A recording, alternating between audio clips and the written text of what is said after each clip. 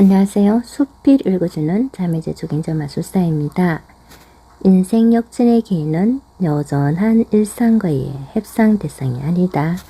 정산래 교수님 글입니다. 네이클로버와 세이클로버의 꿈말은 많은 이들이 알고 있을 것이다. 행운과 행복, 반복된 생활 속에서 살아가는 사람들에게 하루는 단순한 일상이다. 많은 사람들은 성공한 동창이나 먼저 성진한 동료에게 참 운 좋은 놈이라고 말한다. 하지만 강사라는 직업으로 살아온 10여 년이 넘는 세월 동안 내가 경험한 것은 단순히 그뿐만이 아니라는 것이다. 운이 좋은 사람은 운이 닿았을 때 그 운이 내 것이 되도록 미리 준비하고 자격 요건을 갖추려 노력했다는 것이다.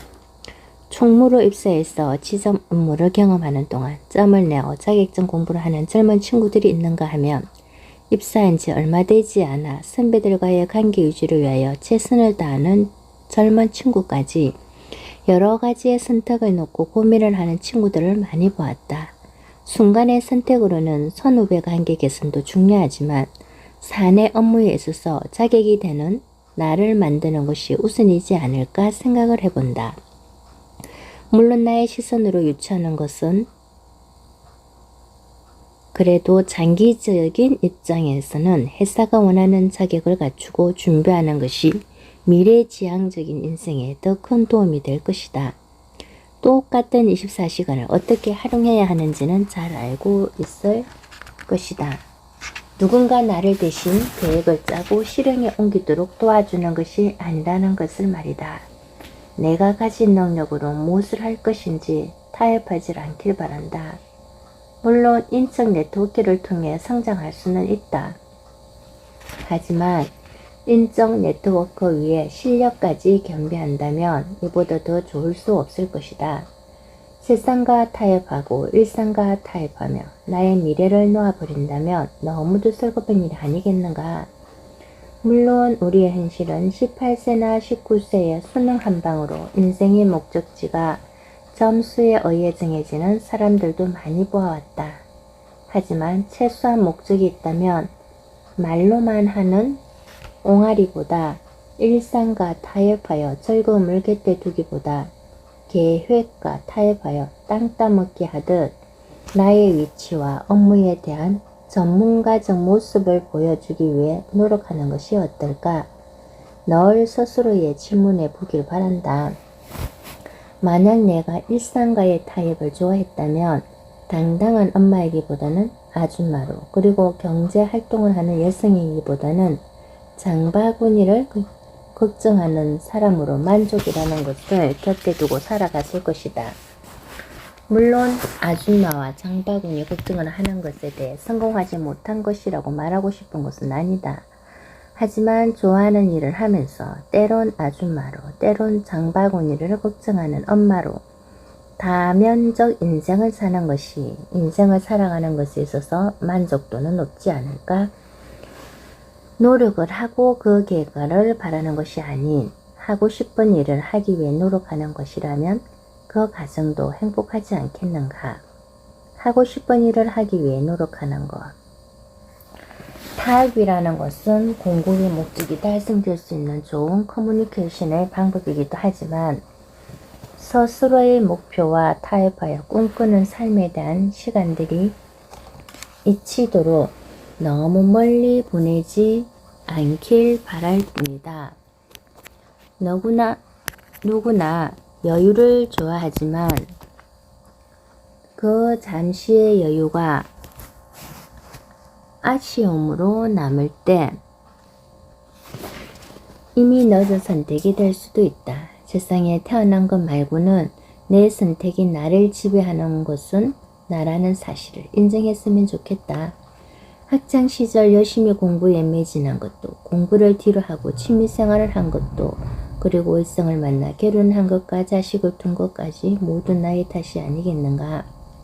어떠한 상황에서든 선택은 단 1%의 가능성을 두고라도 내가 한 것이니 말이다.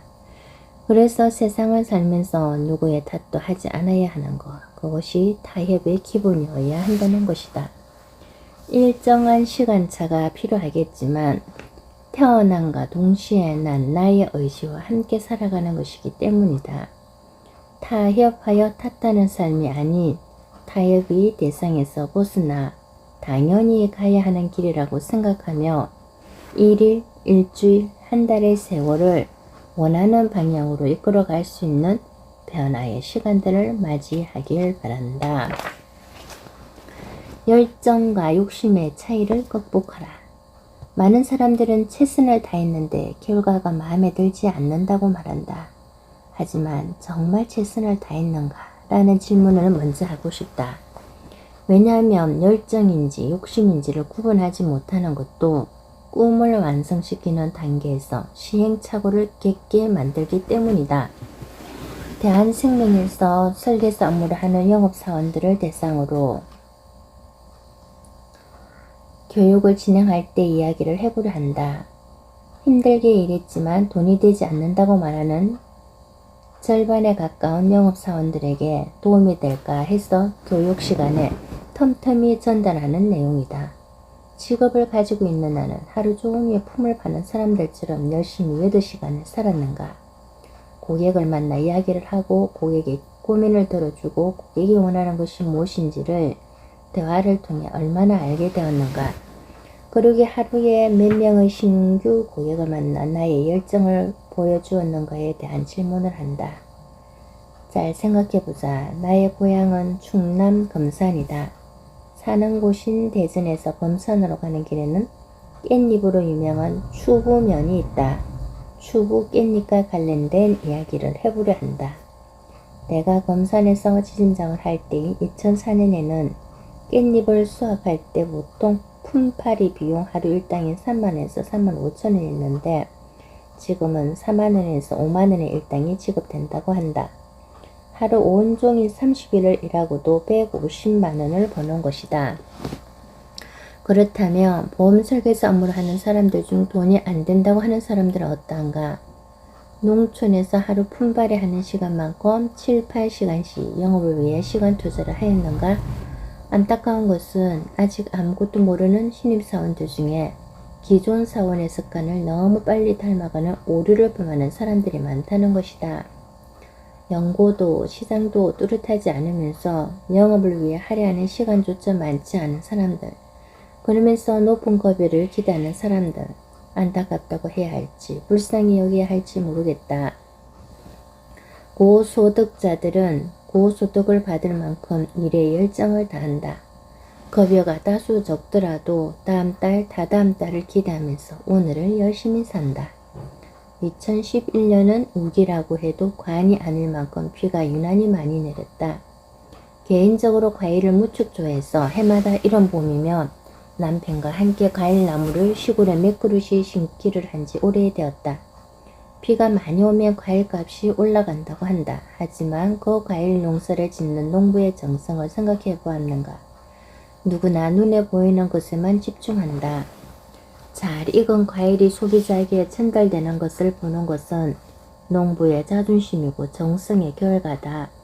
맛있는 과일을 공급하기 위해 과일나무를 심었을 때의 마음부터 긴 세월 동안 줄기 하나, 잎 하나 상한 곳 없는지 병충해 예방에 힘쓰며 튼실한 과일을 수확하려 한 노력까지 얼마나 많은 공이 들어 있는가. 이렇듯 수확의 기쁨을 맛보기 위해서는 우리가 상상하지 못할 만큼의 노력과 고통이 뒤따르는 법이다. 그래서 욕심과 열정을 구분해보자는 말을 하는 것이다. 다른 사람과 내 인생을 비교하기 이전에 그 상대를 관찰하여 나와 다른 장점을 내 몸으로 익히고 그 이후 그보다 더 잘할 수 있는 시간과 환경을 만들어가는 것이 욕심이 아닌 열정으로 살아가는 방법일 것이다. 욕심과 열정을 구분하지 못하여 스스로를 힘들게 하는 것은 열정이 자라지 못하도록 마음밭을 자갈밭으로 만드는 것이지 기름진 옥토로는 만드는 것이 아니다. 땀 흘린 만큼 두 발로 뛴 만큼이 열정인 것이다. 그리고 그 열정의 크기는 본인만이 잴 수 있고 가늠할 수 있는 것이다. 땀 흘린 만큼 두 발로 뛴 만큼이 열정. 땀 흘린 만큼 두 발로 뛴 만큼이 열정인 것이다. 그렇다면 욕심은 어떠한가? 욕심이 많아 많은 사람들을 입으로 다치게 하는 사람들을 많이 보았다.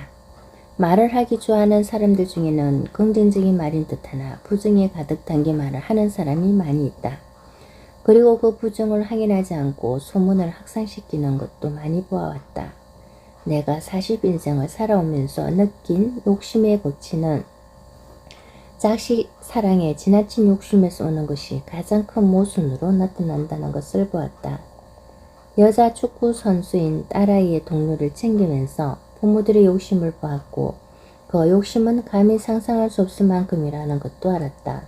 모든 아이들이 다 최선을 다하고 열심히 운동을 하는데도 불구하고 내 자신만을 챙기는 부모가 있는가 하면 아이들 모두를 내 자식과 같은 마음으로 돌보는 사람들에 대한 질투 또한 만만치가 않았다. 딸아이가 좋아해서 시킨 운동이 이렇게 부모들의 영향을 많이 받는 줄은 그때 알았다. 학부모끼리 모이는 자리에서 좋은 이야기, 아이들 운동하는 안쓰러운 이야기, 그리고 시합 이야기만 해도 부족할 텐데 서로 물고 뜯고 없는 소문을 내는 것을 경험하면서 나이가 많다고 해서 현명하고 지혜롭게 세상을 사는 것은 아니라는 것을 더 깊이 현실적으로 알게 되었다. 많은 말을 하고 많이 아는 것이나 대충 아는 내용을 현실처럼 이야기하고 누군가에게 들은 얘기를 확인 절차나 여과 없이 일파만파 퍼지게 하는 것이 아이의 성공을 바라는 부모의 몫이냐, 그렇게 부모의 열정이라는 이름으로 포장이 되어 있었다. 열정과 욕심이라는 두 단어는 포장을 달리할 뿐 같던 모습일지도 모른다는 생각이 가끔 든다. 부모의 자식에 대한 애착을 볼 때 문득 스치는 생각이다. 나무를 심는다고 모든 나무가 금옥으로 자라는 것은 아니다. 그처럼 세월이 흐른다고 다 열매를 맺는 것이 아니며 열정을 다한다고 해서 원하는 것을 모두 얻는 것은 아니다.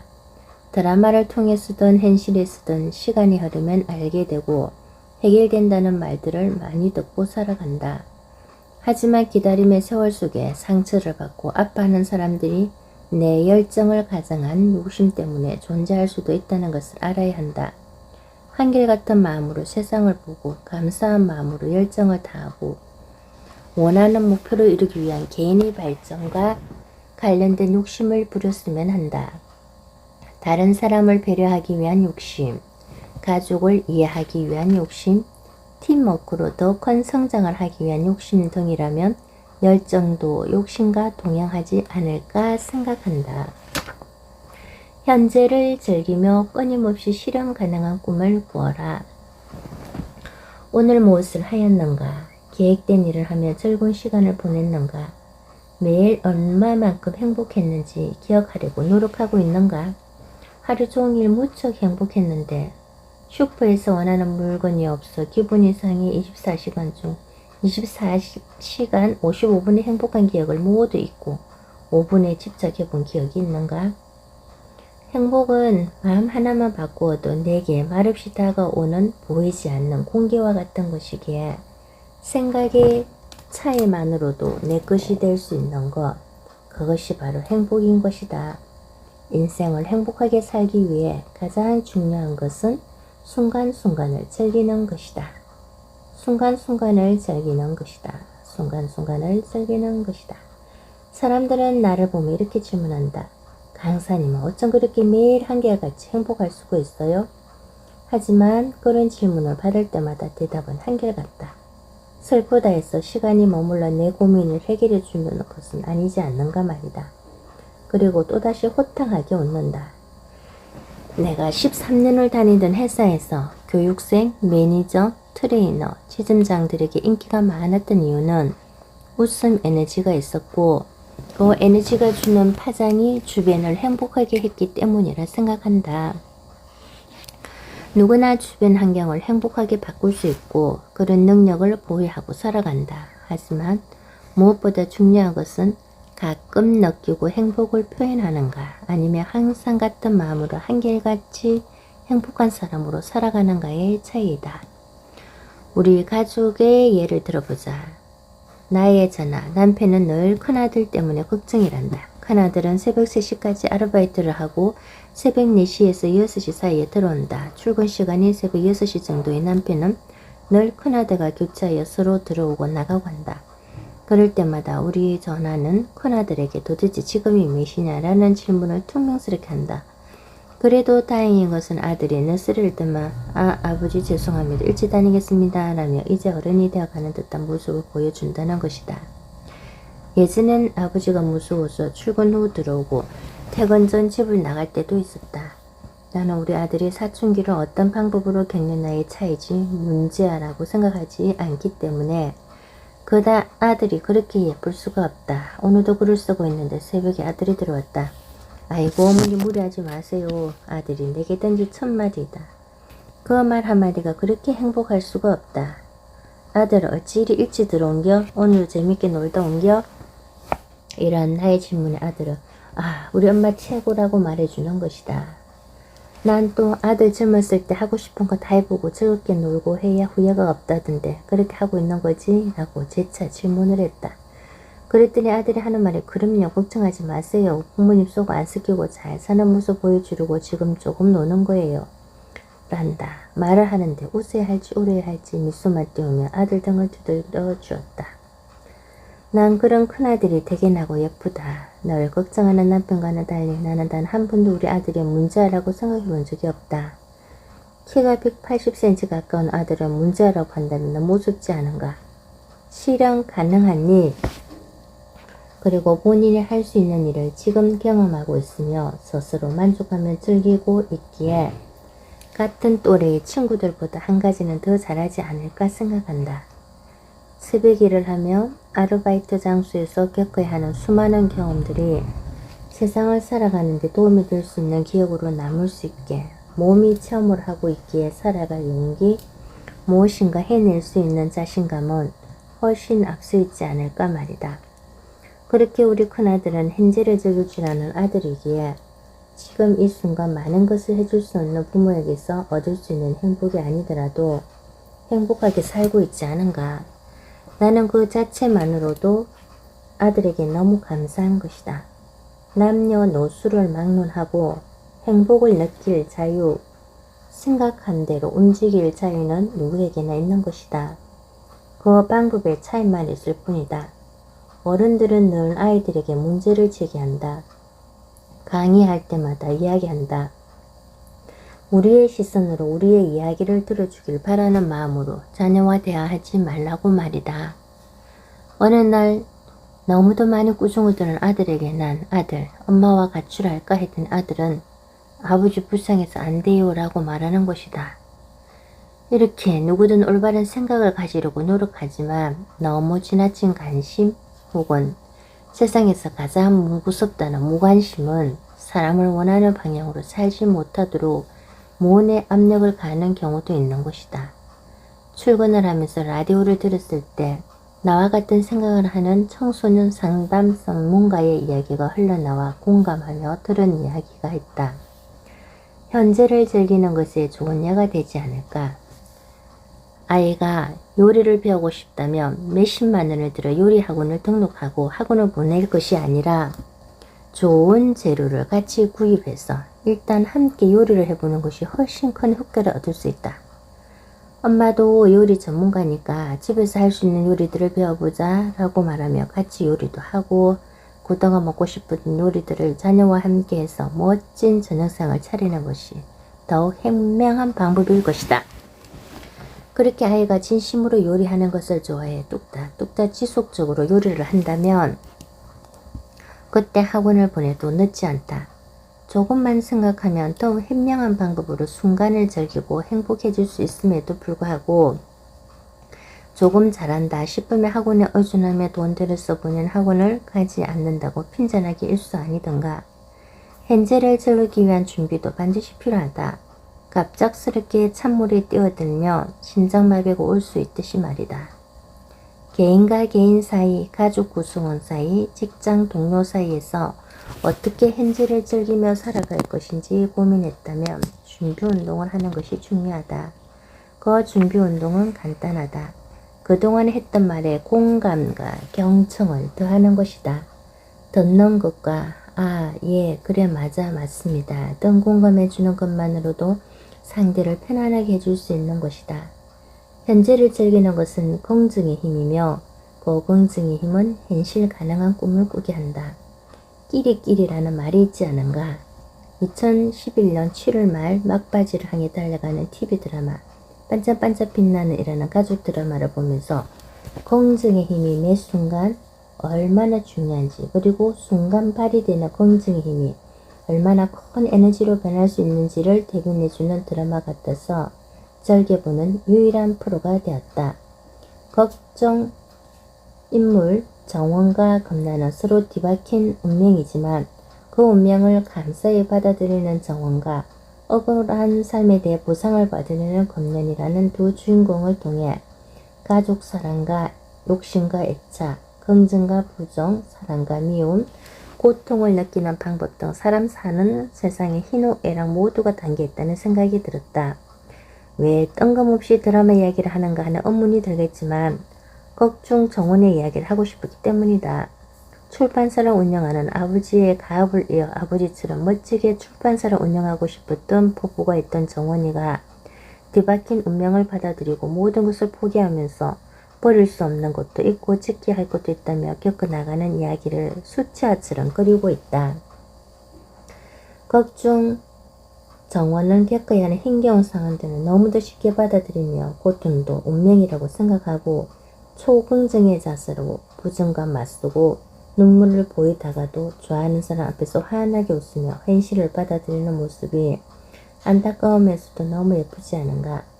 그래, 아무리 힘든 고난이 와도 웃으면서 견디자. 그렇게 견딜 수 있는 힘이 남아있어 현재에 늘 감사한다. 두 어깨가 파스를 간절히 부르고 있지만 늦은 밤까지 원고를 살피며 1년 뒤, 5년 뒤 미래가 지금 이 순간 눈앞에 보이기에 이렇게 꿈을 꾸기만 하는 것이 아니라 몸이 느끼는 고통을 행복하게 받아들이고 있는 것이다. 난 미씨이고 아줌마이고 줌마렐라라고 감히 말하지만 나도 내게 한계가 있다는 것을 알지만 그 한계라는 단어도 통하지 않을 때가 있다는 것을 지금 이 순간 몸이 느끼도록 열심히 손가락을 움직이며 두 눈을 노트북 화면에 고정시키고 있는 것이다. 그렇게 난 피곤함도 행복이라고 감히 말하고 싶은 것이다. 힘들다는 표현에 희망이 있다면 이 순간에 즐길 자격이 있지 않은가. 그렇게 즐기며 맞이한 이 순간에 원하는 한 가지를 끌어당겨주는 마법까지 있다면 더욱 매력적인 일일 것이다. 시크릿이라는 책과 동영상이 있다. 어쩌면 그렇게 내가 생각하고 상상했던 대로 글이 옮겨졌는지 책을 보면서 동영상을 보면서 미소를 지었다. 내가 시크릿의 필자보다 더 빨리 머릿속에 있는 내용들 사람들에게 강의하며 전달했던 내용들을 써내려가 봤다면 하나 엉뚱한 아쉬움이 남는다. 나는 지금의 내 모습을 강산이 변한다는 10년 전에도 믿었고 끝없이 도전했고 그 도전이 잘못된 것이라 말을 들어도 포기하지 않았으며 그렇게 시간이 흘러나는 내가 잘할 수 있는 일들을 하고 있으며 지금 이 순간도 현재 진행형으로 더 넓은 세상을 향해 달리기 위해 준비운동을 하고 있기 때문이다. 그렇게 나는 내 인생의 시크릿에서 이야기하는 삶을 살았다고 확신하는 것이다. 내 스스로도 기특할 때가 있다. 도대체 이런 자신감은 어디에서 오는 걸까? 현실 가능한 일과 그렇지 않은 일을 구분하기보다 현재를 긍정적으로 즐기며 주변에 행복 에너지를 안겨주는 사람으로 많은 사람들이 살아가기를 바란다. 이야기가 있는 드라마 속 주인공으로 살아라. 지금 이 순간 내게 어떤 역할이 주어졌는가? 그 답은 스스로만이 알 수 있다. 그리고 그 역할을 해내는 것은 책임감과 자기 신뢰의 문제인 것이다. 드라마 한 편, 영화 한 편이 대박이 나는 경우를 상상해보자. 혹은 2011년 상반기 하도가 되었던 나는 가수다 또는 1박 2일이라는 프로그램들을 생각해보자. 한 프로그램이 완성되기까지 수없이 많은 스태프들이 고생을 하는 것은 많이 알고 있을 것이다. 출연자와 스태프가 복불복을 통해 야외 지침을 하는 프로그램에서 출연자는 6명이지만 스태프는 7, 80여 명이 되는 것을 우리는 많이 보아왔다. 하나의 프로그램에 성공하기까지 수없이 많은 사람들의 숨은 공로가 있다는 누구나 다 알고 있는 사실을 말하라는 것이 아니다. 프로그램의 성공을 좌우하는 것이 무엇인가? 주연 배우, 조연과 엑스트라, 무대, 촬영 장소, 그리고 감독, 연출, 카메라, 관중 혹은 청중, 음량 등 수없이 많은 요소들이 존재한다. 하지만 이 요소들을 한 곳에 모을 수 있는 것은 바로 극적인 반전이 있고 재미가 있고 감동이 있는 시나리오가 아닐까 생각한다. 한 편의 시나리오가 완성되는 과정을 생각해보자. 어떤 이야기를 전개할 것인가? 어느 순간에 어떤 방법으로 감동을 줄 것인가? 어떻게 끝을 맺을 것인가? 수없이 고민하며 쓰인 시나리오가 탄생할 것이다. 그렇게 완성된 시나리오는 탄탄하면 할수록 인기몰이를 한다. 시대 공감이 작품의 주제가 되기도 하고 사랑 혹은 복수가 주제가 되어 이야기를 이끌어가기도 한다. 그렇게 만들어진 작품을 가지고 우리는 울고 웃으며 빠져들곤 할 때가 있다. 하지만 묻고 싶다. 남의 인생에 관심이 많은 인생을 사는 우리가, 사촌이 땅을 싸며 배가 아프다는 속담 속에서 살아가는 우리가 정작 중요한 나의 일상을 글로 쓰고 쓴 글대로 살아가려고 노력하고 있고, 잘못 촬영된 부분을 재조명하여 다시 촬영하여 원하는 방향으로 이야기를 전개해 나가고 있는지 말이다. 행복을 추구하는 행복 강사, 누구든 행복할 자격이 있다고 말할 수 있는 강사, 힘겨움이 너무 커 벗어 던지고 싶은 일상이 많았던 강사, 그런 강사가 10여 년 전 시나리오를 쓰고 그 내용대로 살아가다 보니 글을 쓰고 갈망했던 일들이 이루어졌다면 인생에 스토리를 만들어갈 이야기가 있어야 한다는 것을 믿어야 하지 않은가?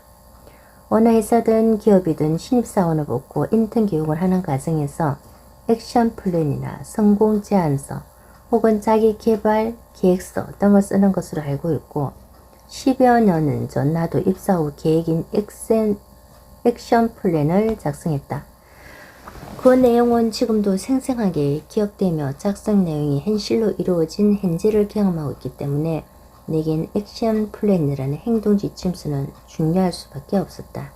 입사 과정에서 나는 현찰 만원도 간신히 지갑에 넣고 다닐 만큼 여유롭지 못하고 타가비가 부족해 아이를 어린이집에 맡길 수 없을 만큼 가난했다.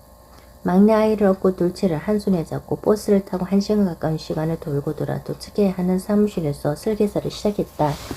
그 시작을 놓아버리고 싶었고 포기하고 싶었지만 하루에 5,000원씩 주는 교통비가 감사했고, 둘째가 예쁘다며 과자를 사주고 놀아주던 총무님들, 그리고 그 과자가 맛있다고 먹으면 조용히 보험 판매 자격시험을 준비할 수 있도록 착하게 엄마 입을 지켜주던 둘째까지 난 그 끈을 놓을 수 없었다. 아침마다 진행되는 교육 담당의 정신교육에서는 해보겠다는 나의 의지를 만들고 포기하지 않고 액션 플랜을 작성하도록 권유했다. 그렇게 쓰인 나의 10여 년 전 액션 플랜의 내용이 바로 영화나 드라마가 성공할 수 있도록 만들어진 작가의 시나리오와 같았던 것이다. 내용은 이러했다. 1년 뒤 중고 자동차를 사고 2년 뒤 교육 담당자가 되고 5년 뒤에 진장이 되는 것. 하지만 지금 돌이켜 생각하면 그 당시 너무 당돌한 비전이었다. 왜냐하면 지점장은 그 당시 5천여 명 중에 한두 명이 발달될까 말까 하는 코끼리를 냉장고에 넣는 방법만큼이나 어려운 일이었기 때문이다. 하지만 설계사 생활을 하는 동안 신입사원 때 썼던 나의 목표를 한 번도 잊은 적이 없었기 때문일까? 난 1년 만에 중고 자동차를 구입했고 2년도 안 된 1년 4개월 만에 500여 명 중에 1명 발달되는 교육 담당 강사, 대한생명용으로 지도장에 발달되었으며 만 5년 만에 지점장에 발달되었던 것이다. 그래서 난 유명 작가들, 베스트셀러 작가들이 이야기하는 성공을 간절히 원한다면 글로 쓰고 머리와 가슴에 새기고 열정을 다하여 노력하라. 성공을 간절히 원한다면 글로 쓰고 머리와 가슴에 새기고 열정을 다하여 노력하라. 성공을 간절히 원한다면 글로 쓰고 머리와 가슴에 새기고 열정을 다하여 노력하라는 말을 믿는다. 그뿐만이 아니다. 인생을 살아가면서 반드시 시나리오는 있어야 한다는 것을 말이다. 과거의 시나리오가 지금의 나를 만들었다면 지금의 나는 미래 내 나이 60세를 위해 머리와 마음에 새기고 있는 단 한 번도 변한 적이 없는 시나리오가 있다.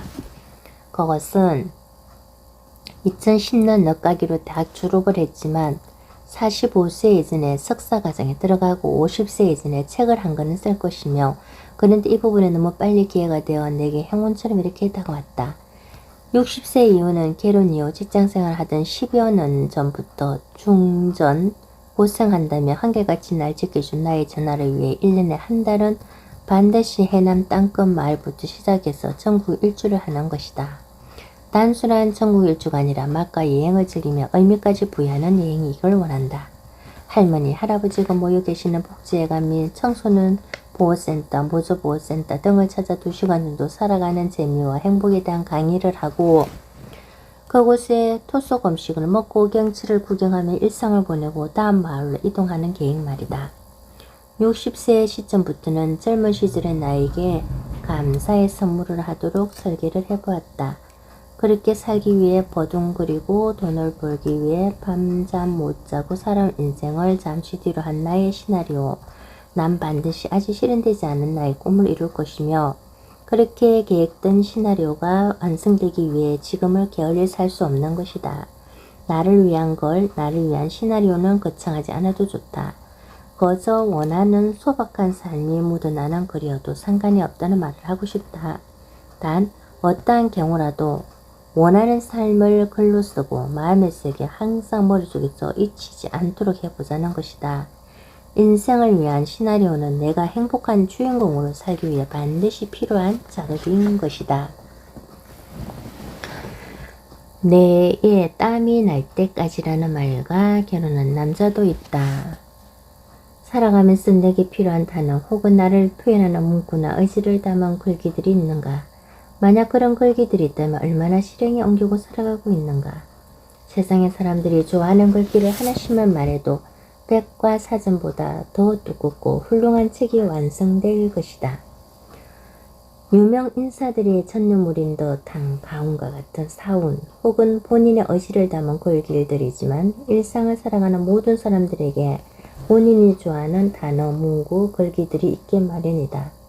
내가 알고 경험하는 많은 사람들 중에도 모범이 되는 사람들이 있고 존경의 대상이 되는 사람도 있다. 왠지 그 사람을 닮아가면 잘 될 것 같고 인정이 함께 할 것 같은 사람, 누구든 주변에 한두 명이 있을 것이다. 물론 모든 사람이 최선을 다해 맡은 업무를 차질 없이 해내고 있지만 그들 중에 특별히 기억하고 싶고 닮아가고 싶은 사람들이 내게도 있다는 것이다. 맡은 자리에서 하루를 쉽게 보내고 싶은 사람이 있는가 하면 그 자리를 잃지 않으려고 각각의 방법을 동원하는 사람이 있고, 보이는 모습에 최선을 다하는 사람과 당연히 해야 하는 일임에도 해냈다고 여기저기 방송에 가까운 자랑을 하는 사람, 또 보이는 것이 어떠하든 본인이 준비해야 하는 기획 안에 만족할 때까지 가장 빠른 시간에 출근을 하고 가장 늦게 퇴근을 하는 이도 있다. 오랜 근무 시간을 효율적으로 활용하지 못한다고 보이는 단점이 있지만 시선 따위는 신경 쓰지 않는 그 사람의 책상 위에 써여 있는 글귀가 바로 내의 땀이 날 때까지 일하자이다. 어쩜 그런 문구를 붙여놓고 자기 암시를 하는 사람이 있는지 화승인 같다는 생각을 한두 번 하는 것이 아니다. 나도 일이 있거나 꼭 마무리해야 할 기획안이 있으며 밤잠 안 자고 안 먹고 일을 하는 버릇이 있기에 그것이 얼마나 어려운 일이고 힘겨운 일인지 알고 있지만 책상머리에 내의 땀이 날 때까지란 문구를 붙여놓고 혹사시키지는 않았던 것 같다. 많은 사람들은 문구를 붙여놓고 작심삼일로 끝나는 경우가 많이 있다. 하지만 내가 존경할 수밖에 없는 지진장님은 정말 내의 땀이 나도록 일을 하고 해내는 사람이었다. 시즌마다 대항전이 있을 때의 일이다. 회사 상무님의 지시로 사무실에서 원하는 시간에 일을 마무리하고 싶어 미다리 멤버인 미영이를 불러 함께 밤을 꽃밭이 세우며 새벽을 맞이했을 때의 일이다. 관리실 경비 아저씨가 언제 갈 거냐고 말씀하시면서 11시쯤 올라와서는 왜 8층 9층을 이렇게 퇴근을 넣는 거요? 라며 구박을 했다. 난 밤을 세워야 한다고 말을 했고 9층도 아직이냐고 물었더니 안 가고 뭔가 뚝딱뚝딱 한다는 것이었다. 명희가 사온 음료와 과자를 들고 올라가 보았다. 정말 뚝딱뚝딱 그림을 오리고 붙이고 하는 것이 아닌가. 역시 내에 땀이 나도록 본인은 만족할 만큼의 일을 하고 있는 것이 아닌가. 모르는 일도 아닌데 처음 보는 일도 아닌데 입이 벌어지고 눈동자가 커지는 것은 당황스러움이 아니라 역시 노력하는 것은 이 사람을 따라갈 사람이 없구나 하는 생각 때문이었다. 그것뿐이겠는가? 공자님 같은 말로 모든 것을 초월한 듯한 멘토 역할 또한 따라갈 사람이 없다. 직장생활에 어려움이 없다면 거짓말이다. 그렇게 일이 밀려 스트레스가 가중되거나 상사와의 트러블로 힘겨워할 때 공자님 같은 멘토 역할을 항상 해주시게 됐던 분의 일화를 소개해 볼까 한다. 2008년 인사이 등으로 인해 공문 하나 제대로 확인하지 못하고 하루를 날라리로 보내는 상사를 만났을 때의 일이다. 그냥 그러려니 하면 될 것을 참모로서의 역할보다는 하루가 빨리 지나가기를 바라는 상사를 지켜보는 아랫사람이 나의 문제도 있었지만 상사의 자리에서 완성시켜야 하는 모든 보고서 내용은 물론이고 사원 관리와 함께 상위 기관의 보고사항에 대한 체크까지도 어려워하던 분을 모시고 일을 한다는 것이 그렇게 힘든 일인 줄 정말 놀랐다. 하물며 상위 기관이 아닌 본사 보고사항을 예전 보고 내용 그대로 글자 하나 고치지 않고 보내는 분과 일을 같이 한다는 것은 그때 내 성격으로는 용납도 되지 않고 이해할 수도 없었으며 창피당하기 싫어 모든 보고사항들을 작성하고 점검하는 일이 당연한 나의 일이 되어 몇 개월이 흘렀을 때의 일이다. 너무 힘들어 상위기관에 근무하던 내에 땀이 날 때까지란 글귀로 못 들어 삼고 사는 과장님께 전화를 해서 하소연을 했더니 답이 어찌나 황당하면서도 그럴 듯 하든지 그 순간 난 중국의 공자님 혹은 삼국시대의 제갈공명이 환생한 것이 아닌가 하는 생각을 하게 됐다. 오죽하면 내가 그 말을 메모로 남겨놓았겠는가. 투덜거리는 나에게 직장생활에서 부서이동 인사 발령을 받으면 1년 동안은 정신이 없다고 말을 하시면서 첫 번째 달은 헤매느라 일을 못해서 힘들고 두 번째 달은 내 생각대로 해보려고 하니 힘들고 세 번째 달은 생각대로 잘 되지 않아서 힘들고 네 번째 달은 다시 생각하느라 일 못해서 힘들고 다섯 번째 달은 그 생각대로 안 돼서 힘들고 여섯 번째 달은 예전이 그리워서 일 못하고 일곱 번째 달은 진짜로 힘들어서 힘들고 여덟 번째 달은 아무것도 못한 자신이 매워서 힘들고 아홉 번째 달은 서서히 마음 정리하고 열 번째 달은 현재의 위치에 순응하려고 하고 11번째 달은 어느 정도 순응해서 마음 편하고 12번째 달은 마무리하다 보니 해놓은 것이 없어서 안타까워서 다시 힘들고 13번째 달이 지나면 새로운 시작을 꿈꾸면 나름의 열정이 타오르는 시기가 되니 화내지 말고 기다려보라고 말한 것이다. 그때 나는 힘들다고 투정 부리지 말자. 그리고 그나마 상사가 하지 못한 일을 나라도 할 수 있어서 얼마나 다행인가. 어차피 1년을 그렇게 견뎌한다며 마음을 비우자고 생각하니 나름 씁쓸하기도 하고 또 한편으로는 그래 그렇게 생각하자. 그래 그렇게 생각하자. 그래 그렇게 생각하자라고 하며 생각을 비울 수 있는 미소를 지었던 것으로 기억된다. 그렇게 나는 내 스스로 열심히 일하며 공자님 같은 성격을 지닌 그분을 나름 직장생활에서의 멘토로 삼았으며 많은 주변 사람들은 지금도 그를 본받아야 하는 사람으로 기억하고 있다. 특히 강사들 사이에 인기가 많은 그분은 아마 새벽 5시에 훌쩍 넘긴 지금 이 시간도 몇 시간 후 다가올 사원들을 위한 아침 조의 내용을 노트에 옮기며 나를 세워 고민하고 있을지도 모르겠다.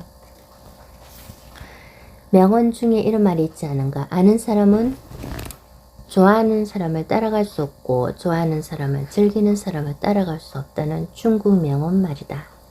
거기에 한 가지를 다해 많은 사람들이 이야기한다. 즐기는 사람은 노력하는 사람을 당할 수 없다는 것. 그렇게 그분은 즐기며 노력을 함께하는 분위기에 많은 사람들 속에 기억되는 사람으로 살아가는 것이라고 생각한다. 우리 주변을 살펴보면 노력하며 인생을 개척해 나가는 사람들을 볼 수 있는 기회들이 많이 있다. 내가 잘하는 것은 그들의 행동, 그들의 생각을 내 머릿속에 기억하고 마음으로 움직이게 하여 두 발로 행동하게 하는 것이다. 그렇게 나는 내 주변 환경과 모범이 되는 사람들 사이에서 어느새 성장해 있었던 것이고 지금도 성장하고 있으며 한 가지 배는 사실은 내에 땀이 날 때까지가 아니더라도 나의 열정을 멘토로 삼고 살아가는 사람들, 즉 팬들이 각지 곳곳에서 날 기억해주고 기억하고 살아가고 있다는 것이다. 누군가에게 기억될 나만의 단어, 나 문구가 있는 것도 나를 알리는 한 가지 방법이 아닌가 생각한다. 물론 그 문구는 나를 성장시키고 발전시키는 충분한 가치가 있는 문구여야 할 것이다. 피할 수 없음의 절기라는 말을 반드시 믿으라. 어느 곳이든 어느 자리에 있든 힘겨움을 뺀 행복만이 존재하는 세상, 원하는 대로 무조건 걸림돌 없이 세상을 살아가는 사람은 없을 것이다. 원하는 일이라면 고통이 따를지라도 즐겨라. 피할 수 없으면 즐기라는 말이 얼마나 좋은 말인가. 꼭 해야 하는 일이라면, 간절히 원하지만 힘겨움이 따르는 일이라면 즐겨야 더욱더 높은 성과가 난다는 것은 누구나 아는 사실이 아닌가.